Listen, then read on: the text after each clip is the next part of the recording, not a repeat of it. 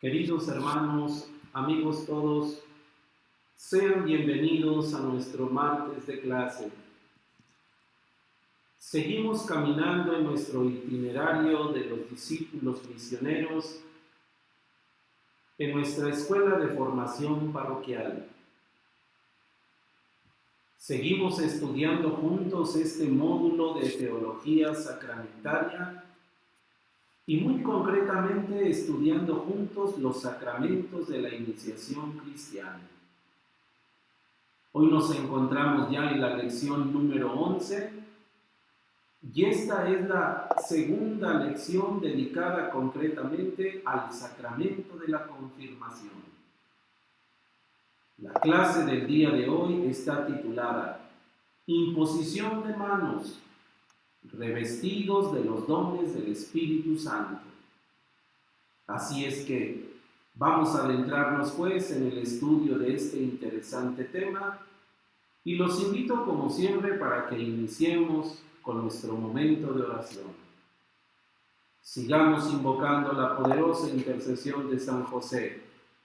Que Él venga en nuestra ayuda, que Él nos asista y nos proteja. Entonces, los invito a comenzar. En el nombre del Padre, y del Hijo, y del Espíritu Santo. Amén. Digamos todos allá en casa. Salve, custodio del Redentor y esposo de la Virgen María. A ti Dios confió a su Hijo. En ti María depositó su confianza.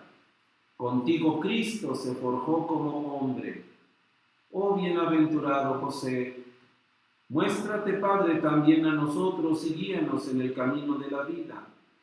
Concédenos gracia, misericordia y valentía y defiéndenos de todo mal. Amén. Iniciemos pues, hermanos, y quedemos asistidos en el nombre del Padre y del Hijo y del Espíritu Santo. Amén.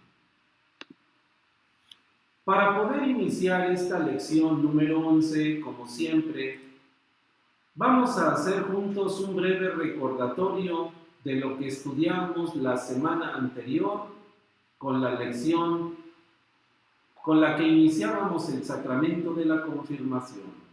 Miren, recordemos que en el tema anterior vimos que el principal efecto de la confirmación era fortalecer la gracia que recibimos en el bautismo con el don del Espíritu Santo. Ahora nos vamos a detener en uno de los elementos principales del sacramento de la confirmación, la imposición de las manos. Por medio de este gesto, el Espíritu Santo nos regala sus dones y nos hace, en consecuencia, producir sus frutos. Como objetivo de esta lección número 11 nos vamos a plantear el siguiente. Descubrir que la recepción del Espíritu Santo en la confirmación nos colma de sus dones. Asumir que la recepción de estos dones nos lleva entonces a un compromiso concreto. Y como siempre, queridos hermanos, iniciamos nuestra lección en el encuentro con la palabra. Ahora el texto elegido para esta lección está tomado del libro de los Hechos de los Apóstoles. Quienes gusten allí en casa tomar su Sagrada Escritura y leerlo así de la viva fuente, encontramos pues este texto en el capítulo 8 del libro de los Hechos, los versos del 14 y hasta el 17 inclusive. Dice el sagrado texto: Los apóstoles que estaban en Jerusalén oyeron que los habitantes de Samaria habían recibido la palabra de Dios, y entonces les enviaron a Pedro y a Juan. Estos bajaron desde Jerusalén a Samaria y oraron por ellos para que recibieran el Espíritu Santo, pues aún no había venido sobre ninguno de ellos. Solo habían recibido el bautismo en nombre de Jesús el Señor. Entonces estos apóstoles les impusieron las manos y recibieron el Espíritu Santo. Con este texto, queridos hermanos, ya entonces vamos a entender cómo desde la misma época apostólica este signo, imponer las manos sobre los creyentes bautizados para implorar el Espíritu de Jesús, será el signo esencial o parte del rito esencial del sacramento de la confirmación. En 11 breves numerales vamos a explicar entonces este rito que tiene lugar también en el sacramento de la confirmación en nuestros días. A propósito, tendremos que decir, ¿verdad?, como lo advertíamos también en el sacramento del bautismo, que quizá la mayoría de nosotros recibimos también la confirmación siendo apenas unos pequeñitos de brazos. Y entonces quizá no podemos dar razón de ese momento. Pero por otro lado, y desde hace ya muchos años en la Iglesia Católica, se ha vuelto a la práctica de que la confirmación sea recibida cuando el individuo goce ya de discreción de juicio. Es decir, alrededor de los 7 u 8 años, los bautizados reciben la confirmación. Y entonces, estos nuestros hijos ahora sí pueden dar razón de lo que sucedió en el día de su confirmación. Y posiblemente ustedes y nosotros, como padres o padrinos que hemos asistido a la confirmación de nuestros hijos, nos hemos dado cuenta de este hermoso signo, cuando el obispo impone las manos sobre los que se van a confirmar. Con este preámbulo, comenzamos diciendo entonces lo siguiente. En el rito del sacramento de la confirmación, cuando nos disponemos a entrar ya en la parte central de la celebración, los que se van a confirmar hacen una renuncia pública a Satanás, al espíritu del mal, y profesan solemnemente la fe, de la misma manera que un día lo hicimos en el bautismo. Por esta razón, bautismo y confirmación tienen una perfecta continuidad. La fe que profesamos en el bautismo la reafirmamos en la confirmación. Solo que, posiblemente en el bautismo, quienes profesaron la fe por nosotros fueron nuestros padres y padrinos. Ahora en la confirmación son los mismos pequeños o adolescentes, incluyendo algunos adultos, que profesan públicamente la fe. Bien, después de que se profesa la fe y se renuncia al mal, el obispo procede ahora a repetir el gesto apostólico del que hablamos en el texto sagrado. El obispo impone las manos sobre quienes se van a confirmar, pronunciando la siguiente oración. Y ahí la pueden ustedes ver. Es una oración hermosa en la cual el obispo o quien él delega como ministro de la confirmación pide a Dios Todopoderoso que mande el Espíritu Santo sobre aquellos que se van a confirmar. Miren cómo dice la oración. Dios Todopoderoso, Padre de nuestro Señor Jesucristo, que hiciste renacer a estos hijos tuyos por medio del agua y del Espíritu Santo, se refiere al bautismo, librándolos del pecado, Te pedimos que envíes ahora sobre ellos el Espíritu Santo Paráclito. Concédeles el espíritu de sabiduría y de entendimiento, espíritu de consejo y de fortaleza, espíritu de ciencia y de piedad, y cólmalos con el espíritu de tu santo temor. Por Jesucristo nuestro Señor. Amén. Ya hemos escuchado en alguna otra ocasión qué significa eso de imponer las manos. Lo acabamos de leer en el texto de los Hechos de los Apóstoles, pero también lo podemos encontrar en muchos textos, inclusive del Antiguo Testamento, y más repetidamente en el Nuevo. Por tanto, este gesto de imponer las manos o poner las manos sobre, se remonta a la religión judía y consiste precisamente en esto, ¿verdad? Extender las manos y ponerlas sobre la cabeza de una persona al mismo tiempo que se invoca sobre ella una bendición. Se le delega un encargo o inclusive se le absuelve de alguna culpa. Allí ustedes pueden ver en la Sagrada Escritura algunos personajes bíblicos que hacen este tipo de gestos. Jacob, Moisés, por supuesto, el mismo Jesús. En el sacramento de la confirmación, imponer las manos es parte del rito esencial.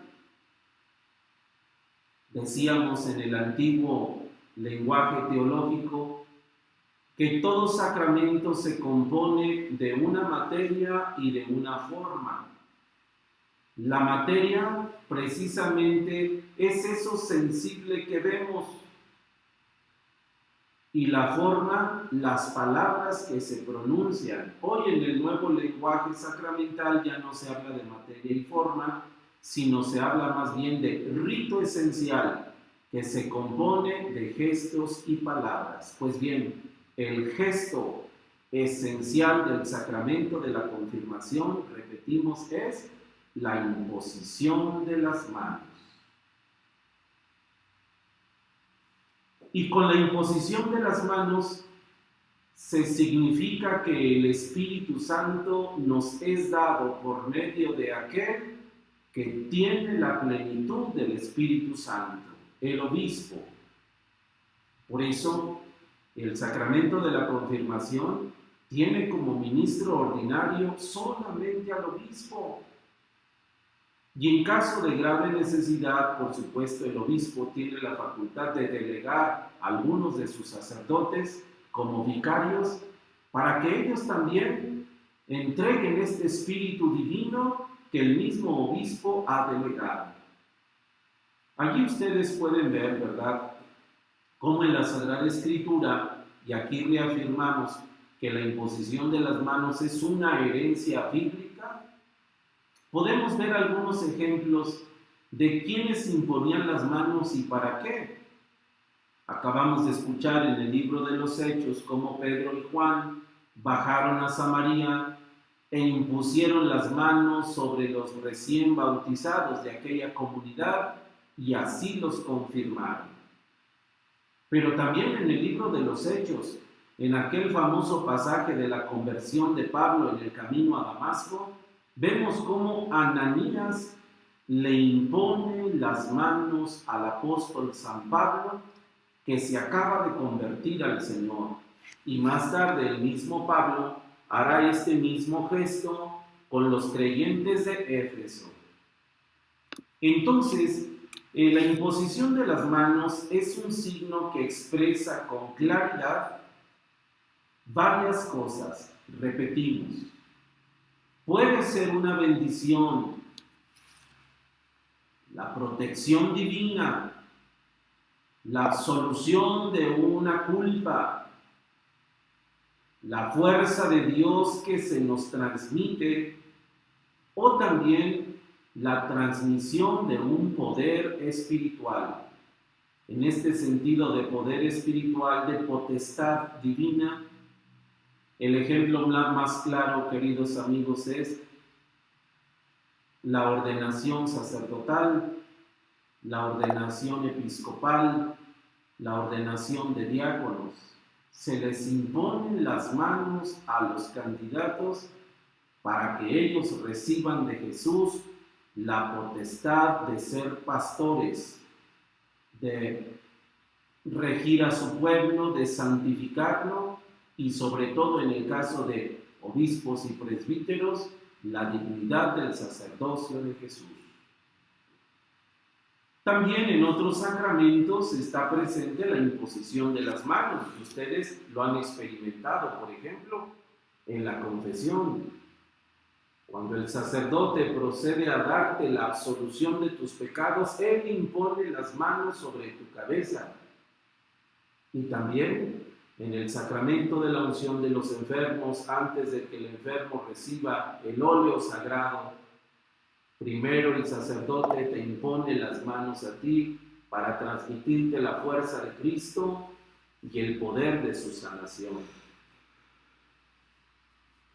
Hemos dicho que en el sacramento de la confirmación, cuando el obispo impone las manos sobre aquellos que se van a confirmar, pronuncia pues la oración especialísima de la confirmación. Y dijimos anteriormente cuando leímos la oración que el obispo invoca al Padre de Jesucristo y a Jesucristo mismo para que manden el Espíritu Divino, pero lo invoca a ese Espíritu para que se derrame con sus 7 sagrados dones. ¿Se acuerdan que hace unos momentos mencionamos uno por uno los dones del Espíritu Santo? Allí están y ahora los vamos a ver de una forma particular cada uno de ellos. Espíritu de sabiduría y de inteligencia, espíritu de consejo y de fortaleza, espíritu de ciencia y de piedad y espíritu del santo temor. Posiblemente poco hemos escuchado hablar de estos dones que se nos fueron dados en la confirmación y por ende de los frutos a los que estamos llamados a producir gracias al Espíritu que ahora habita en nosotros.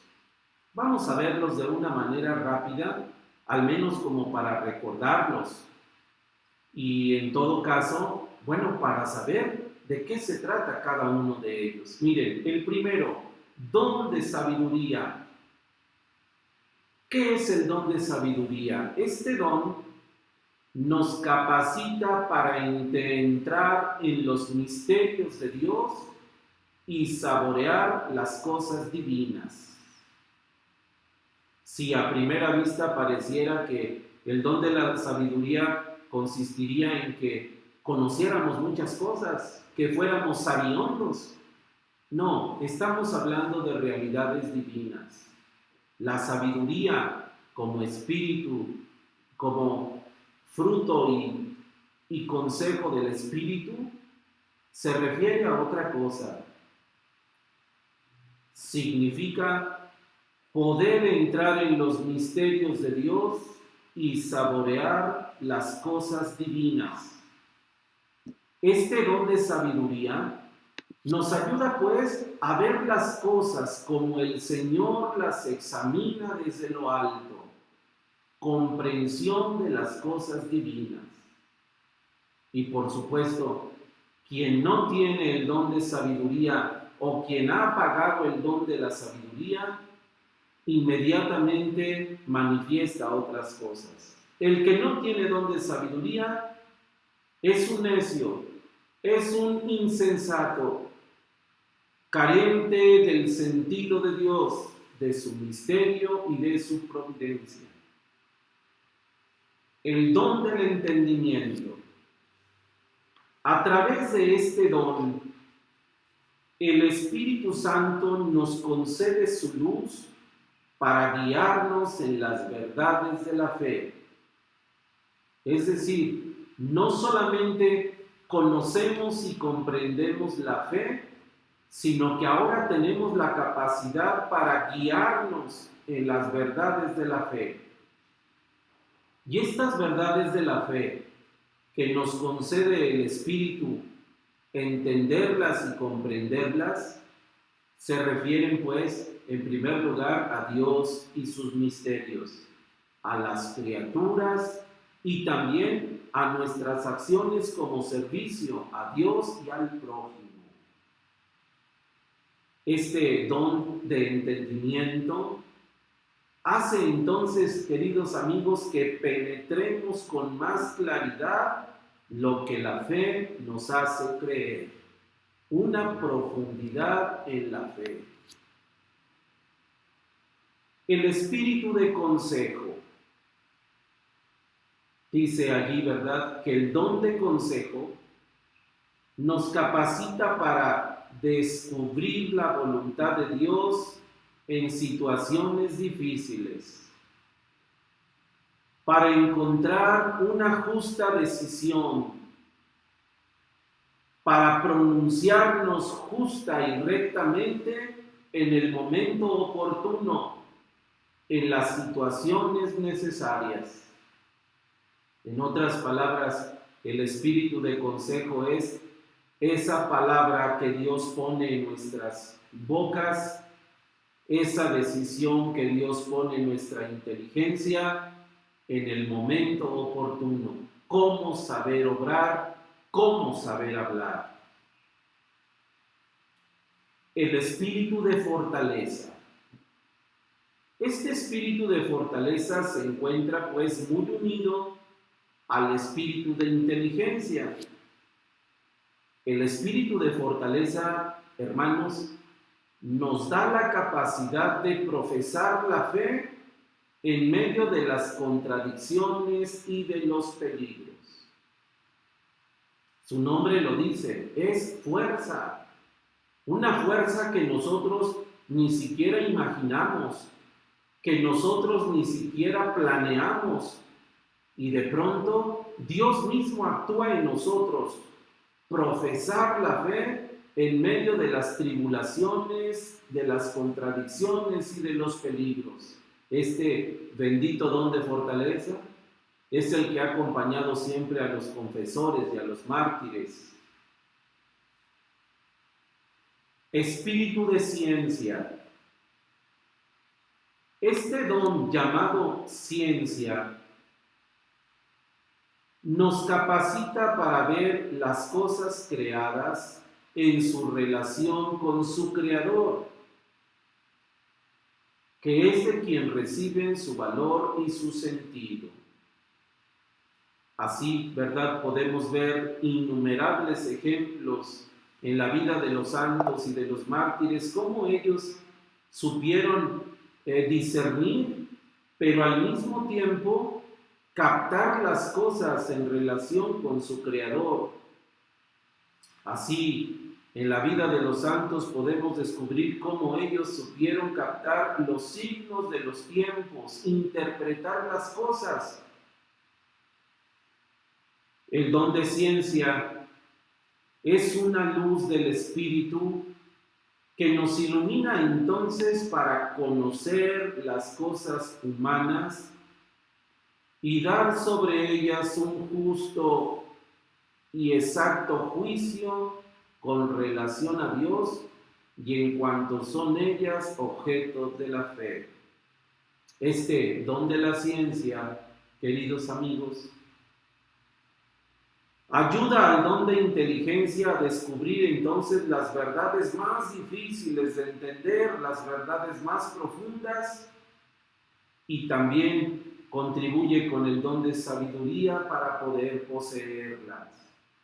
Por eso, los santos son los ejemplos claros de que ellos han recibido en plenitud el Espíritu Santo y por eso son capaces de vivir como viven, de obrar como obran y de tener esos prodigios y esos poderes tan grandes porque han dispuesto su corazón y su alma para recibir el Espíritu de Jesús. El don de piedad. El don de piedad no es otra cosa más que la orientación de nuestro propio corazón y de nuestra vida hacia Dios el Padre, para poderle rendir el culto que merece. Luego confundimos piedad con otras cosas. Luego a cualquier gente le llamamos piadosa. A la señora que entra todos los días a rezar a la capilla, a la señora aquella que hace un montón de devociones, a ciertas personas que tienen algunos comportamientos religiosos que nos llaman la atención. Puede que algunos de ellos sí se refieran a lo que estamos diciendo, pero miren, nuevamente, atención a la definición de este don. El don de piedad consiste en la recta orientación del corazón y de la vida con respecto a Dios para adorarlo como Padre y para rendirle el culto que merece. Entonces, ¿quién sería el hombre piadoso? El hombre recto, el hombre de buen corazón, el hombre cuya vida es intachable, cuya vida se orienta siempre a Dios en el servicio a los hermanos. Dice el don de piedad, pues que nos ayuda a invocar a Dios como Padre y a mirarlo con sencillez filial y con verdad. Al mismo tiempo, y esto es importante, el don de piedad hace que nos acerquemos con gran amor al prójimo, viendo en él a nuestro propio hermano y, por supuesto, nunca estar en aversión contra él. Un hombre piadoso, pues es un hombre que vive bien con su prójimo. Finalmente, el don del santo temor. Temor no es miedo, temor no es terror. El don del temor de Dios nos lleva sobre todo a amarlo, conscientes de nuestra propia fragilidad, de nuestra propia indignidad, de nuestro propio pecado, de nuestra nada. Este don del temor de Dios nos impulsa pues entonces a caminar obedeciendo siempre la voluntad de Dios y a no confiar en nuestras propias fuerzas. Quien tiene el santo temor de Dios, el don del temor de Dios, entonces se ve llamado a actuar de la siguiente manera. Se vive en una continua moderación de las palabras, de los gestos, de los apetitos, de las pasiones. Un santo temor y un profundo anonadamiento delante de Dios, siempre reconociendo quién es Dios y quién soy yo. Por supuesto que siempre se experimenta la pena, el dolor, el horror por todo aquello que me pueda apartar de Dios.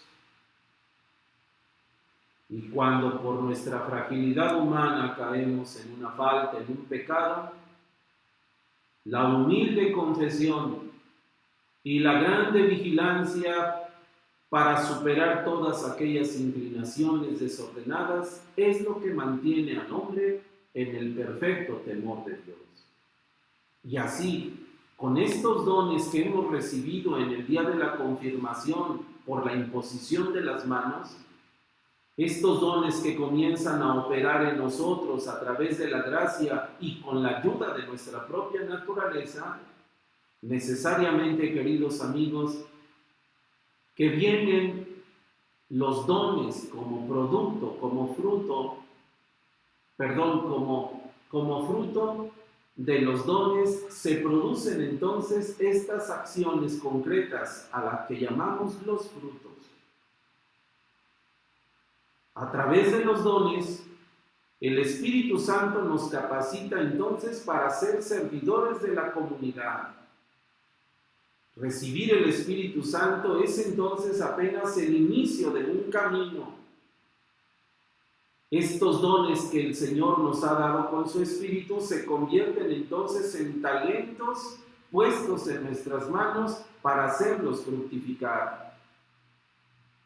Este don del Espíritu Santo nos debe llevar a cada uno de los creyentes a la plenitud en el amor y a través de la plenitud en el amor a nuestra propia santificación. Por eso, queridos hermanos, hayamos recibido la confirmación cuando éramos pequeños de brazos, hayamos recibido la confirmación cuando llegamos a la discreción de juicio, o si fuimos confirmados siendo ya adultos, la tarea es la misma y los efectos lo mismos. Habremos de llenarnos constantemente de este Espíritu Santo y sabremos que el Espíritu Santo está en nosotros y que nosotros lo dejamos actuar en la medida en que nuestra vida produzca frutos, frutos de santidad para nosotros, frutos de amor para los demás. Así lo manifiesta el apóstol San Pablo hablando a los Gálatas cuando dice: los frutos del Espíritu son amor, alegría, paz, tolerancia, amabilidad, bondad, fe, mansedumbre y dominio de sí mismo. Muy interesante este texto de la carta a los Gálatas, que valdría mucho la pena hacer como un autoexamen y decir: ¿cuáles tengo yo? ¿Por qué no los tengo? ¿Por qué no he podido fructificar en ellos? ¿Quién ha tenido la falla? ¿Será Dios o seré yo? ¿Qué ha pasado con lo que Dios me dio en el día de la confirmación? Como pase de lista y para terminar la clase de hoy, les propongo la siguiente actividad. Contestemos esas 3 preguntas, mismas que me gustaría que nos las reportaran como evidencia de que ustedes siguen caminando con nosotros en este curso que, por cierto, atravesamos ya la mitad del mismo. 3 preguntas. Primero, de los dones que hoy estudiamos en esta lección, ¿cuáles son los que más has desarrollado? ¿Cómo ponemos los dones del Espíritu al servicio de nuestra misión en la sociedad? Y finalmente, ¿cómo pondré mis dones y frutos al servicio de los demás? Con estas preguntas, pues, yo me despido de ustedes, esperando que el Señor los siga bendiciendo y acompañando, y con el favor de Dios nos encontramos la próxima semana. Hasta pronto.